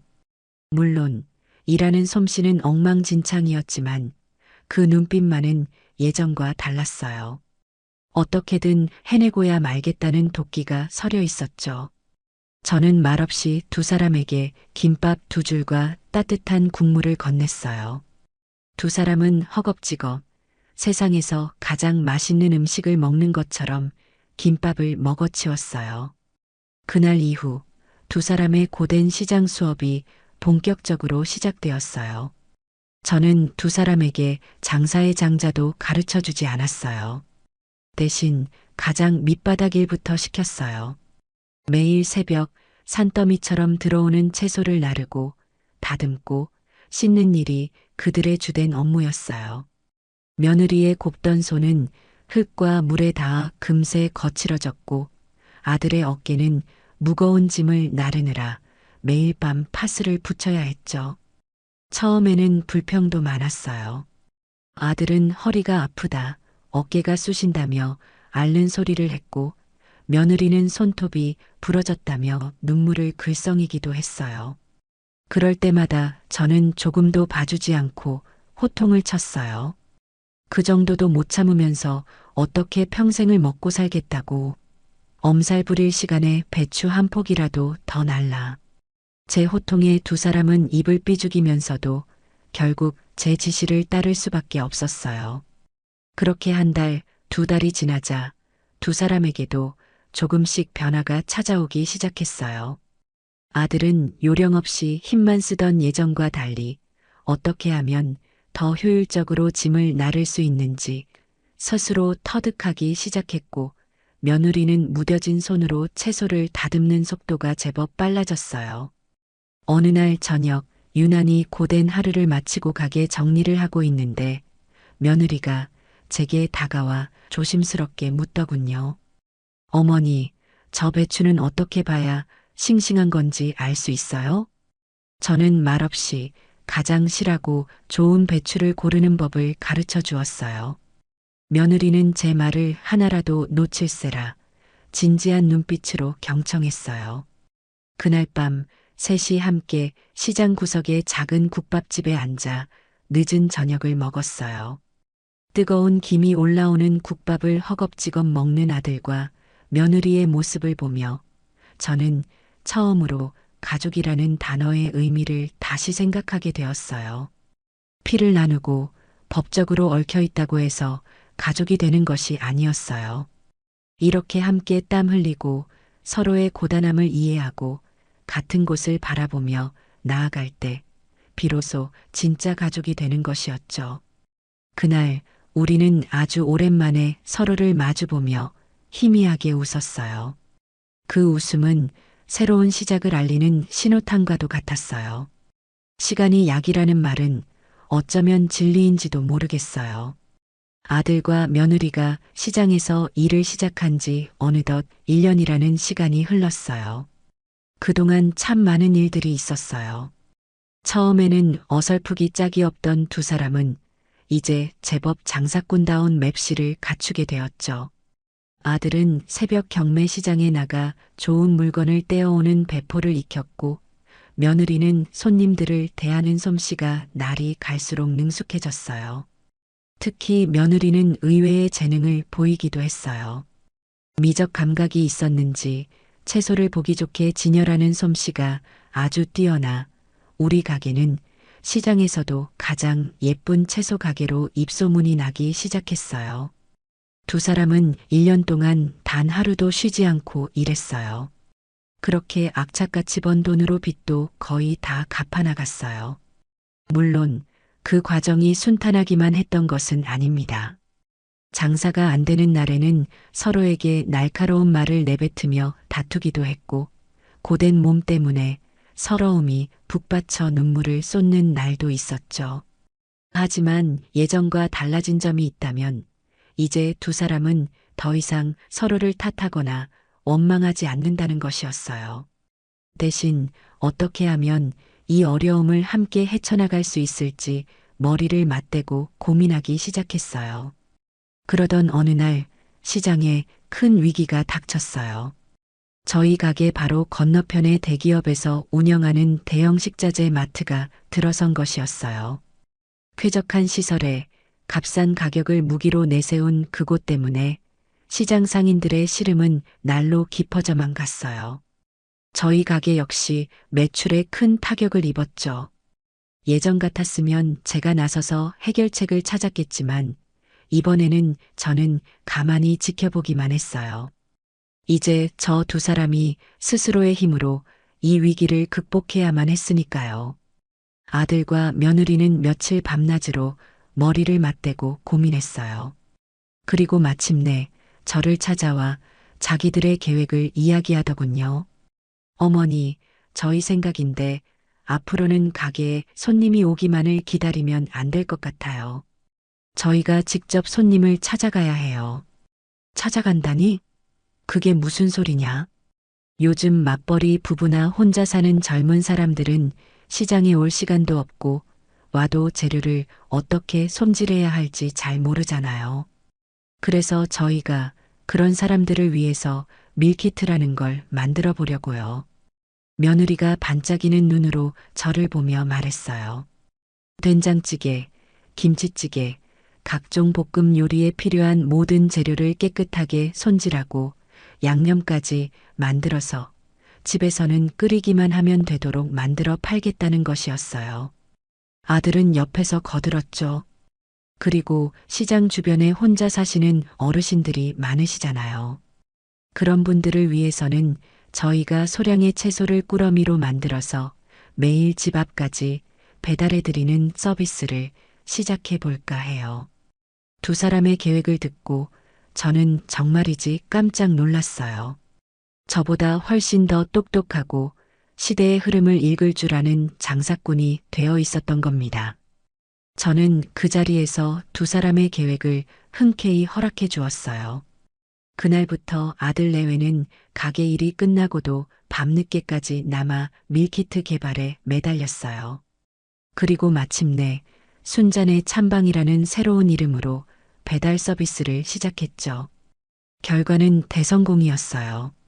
신선한 재료와 저희 집안 대대로 내려오는 손맛이 더해진 밀키트는 금세 입소문이 났고 주문이 폭주하기 시작했어요. 두 사람은 몸이 두 개라도 모자랄 정도로 바빠졌지만 그들의 얼굴에는 피곤한 기색보다 활기찬 생기가 넘쳐 흘렀어요. 그리고 제 70번째 생일날이었어요. 저는 그날도 어김없이 시장 가게 문을 열고 손님들을 맞이하고 있었어요. 아들 내외는 아침 일찍부터 보이지 않아 바쁜가 보다 하고 대수롭지 않게 생각하고 있었죠. 그런데 점심시간이 지날 무렵 아들과 며느리가 케이크 상자를 들고 제 가게로 찾아왔어요. 어머니, 생신 축하드려요. 두 사람은 제 앞에 케이크를 내려놓고 서툴게 생일 축하 노래를 부르기 시작했어요. 시장 상인들이 모두 모여들어 박수를 쳐주었죠. 저는 쑥스러우면서도 가슴 벅찬 감동에 눈시울이 뜨거워졌어요. 노래가 끝나고 며느리가 제게 작은 상자 하나를 내밀었어요. 어머니, 저희가 드리는 선물이에요. 상자를 열어보니 그 안에는 제가 평생 써서 날이 무뎌진 낡은 칼 대신 아주 잘 벼려진 새 칼 세트가 들어 있었어요. 그리고 그 옆에는 두 사람이 삐뚤빼뚤한 글씨로 쓴 편지 한 장이 놓여 있었죠. 저는 천천히 그 편지를 읽어 내려갔어요. 사랑하는 어머니께. 지난 1년 저희에게는 지옥이자 천국 같은 시간이었어요. 어머니 덕분에 저희는 땀의 가치와 돈의 무서움을 배웠고 무엇보다 진짜 어른이 되는 법을 배웠어요. 저희를 포기하지 않아 주셔서 저희에게 새로운 삶을 선물해 주셔서 정말 감사합니다. 이제는 저희가 어머니의 든든한 버팀목이 되어드리겠어요. 사랑합니다, 어머니. 저는 결국 참지 못하고 눈물을 쏟고 말았어요. 그 어떤 비싼 선물보다 그 어떤 달콤한 말보다 저 편지 한 장이 제게는 세상 가장 큰 감동이었어요. 아들은 그런 제 어깨를 말없이 감싸주었고 며느리는 제 눈물을 닦아주었어요. 그 순간 저는 깨달았어요.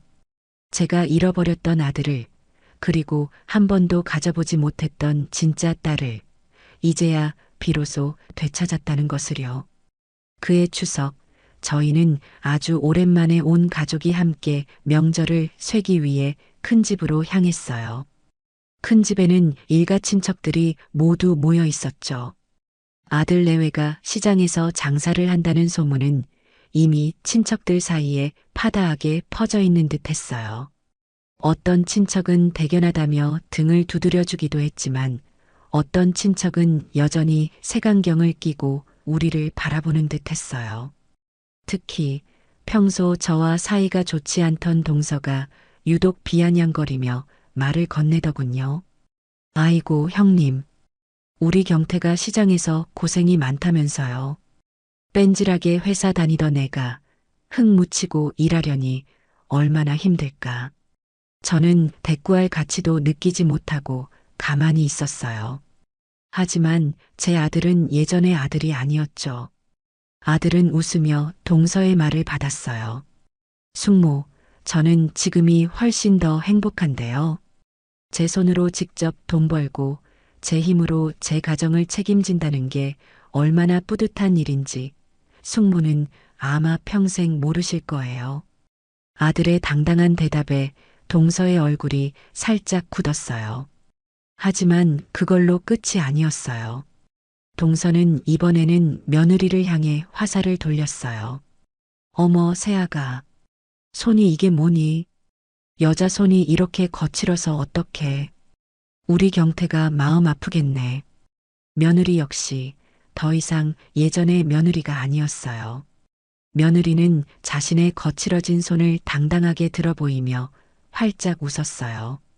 이 손이 바로 저희 가족을 먹여 살리는 자랑스러운 손인걸요. 동서어른. 저는 제 이 손이 세상 어떤 명품 가방보다 더 예쁘고 소중해요. 며느리의 그 한마디에 동서는 완전히 할 말을 잃고 말았어요. 주변 친척들은 모두 감탄한 눈으로 아들 내외를 쳐다보았죠. 저는 속으로 쾌재를 불렀어요. 하지만 동서의 마지막 발악이 남아 있었어요. 술이 몇 잔 돌고 분위기가 무르익었을 무렵 동서가 모든 친척들이 다 들으라는 듯 큰 소리로 말했어요. 그래도 그렇지. 아무리 화가 나도 시어머니 뺨을 때린 며느리는 좀 심하지 않나? 형님은 그런 며느리랑 어떻게 한 집에서 얼굴 보고 살아요? 나라면 속 터져서 못 살아. 그 말이 나오는 순간 시끄럽던 거실에 찬물을 끼얹은 듯 정적이 흘렀어요. 모든 시선이 저와 아들 내외에게로 쏠렸어요. 저는 이제 제가 나서야 할 때라고 생각하고 입을 열려던 참이었어요. 그런데 저보다 한 발 먼저 제 아들이 자리에서 벌떡 일어나더군요. 그리고는 모든 친척들을 향해 아주 크고 분명한 목소리로 말했어요. 여러분, 제가 오늘 이 자리에서 확실하게 말씀드리겠어요. 아들은 잠시 숨을 고른 뒤 말을 이었어요. 그날 제 어머니의 뺨을 때린 것은 제 아내가 아닙니다. 바로 저 김경태라는 놈이었어요. 친척들이 모두 술렁이기 시작했어요. 아들은 그런 친척들을 향해 고개를 숙여 사죄한 뒤 다시 말을 이어갔어요. 제 아내의 손은 그저 제 어리석음과 불효를 담아 휘두른 도구에 불과했어요. 아내가 저 지경이 되도록 방치하고 오히려 부추기고 어머니의 가슴에 대못을 박은 것은 바로 저였어요. 그런 저를 저희 어머니께서 바로 잡아주신 겁니다. 아들은 저를 향해 돌아보며 말했어요. 어머니는 그날 제가 짜는 장난감들을 부수신 게 아닙니다. 어머니의 희생을 당연하게 여기고 아내의 허영심을 사랑이라 착각했던 제 썩어 빠진 정신머리를 박살 내주신 겁니다. 만약 그날이 없었다면 저는 평생 철부지 망나니로 살았을 겁니다. 제 어머니는 바로 제 인생의 은인이십니다.